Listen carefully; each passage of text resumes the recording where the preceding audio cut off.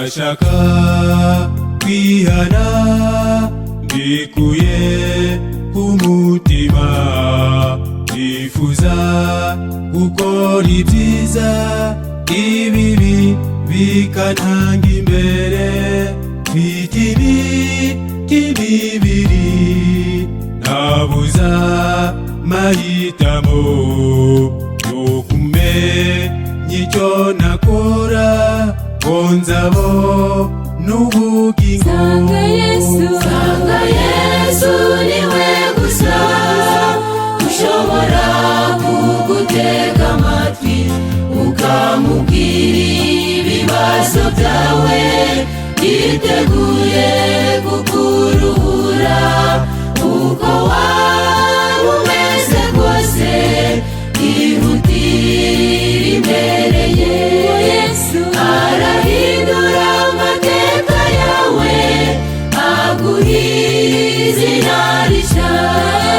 Sanga Yesu niwe gusa ushobora kugutega amatwi ukamubwira ibibazo byawe, yiteguye kukuruhura uko waba umeze kose.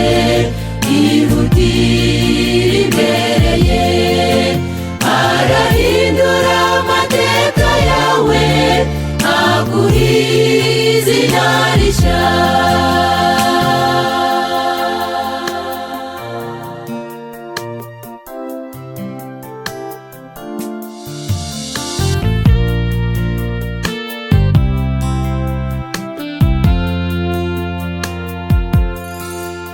Iyaba kwizera kwanjye kutajegajega, simanyi gushwa n'ibishuko mpura nabyo muri iyi si.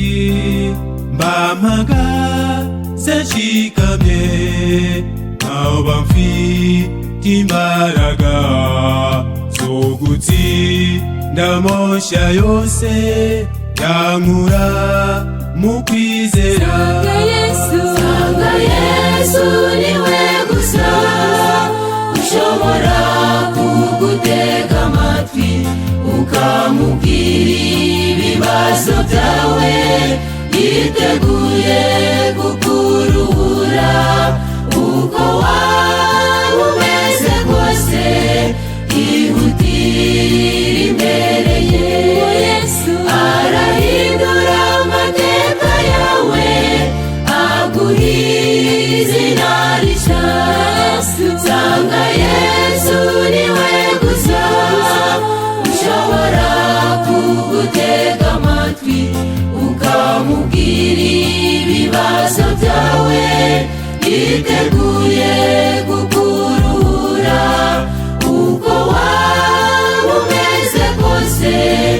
Ihutire imbere ye, arahindura amateka yawe aguha izina rishya.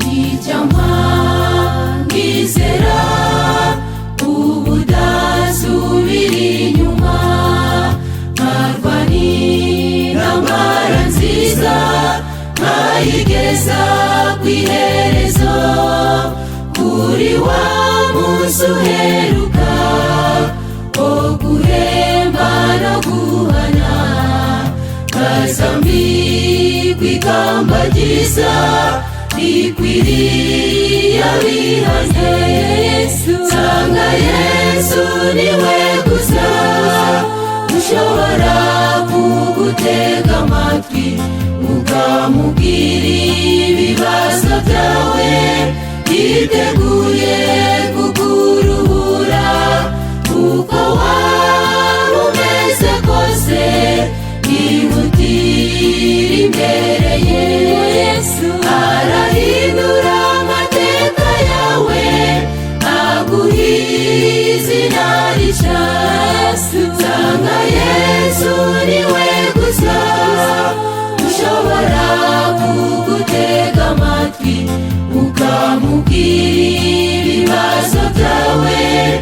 yiteguye kukuruhura uko waba umeze kose, yihutire imbere.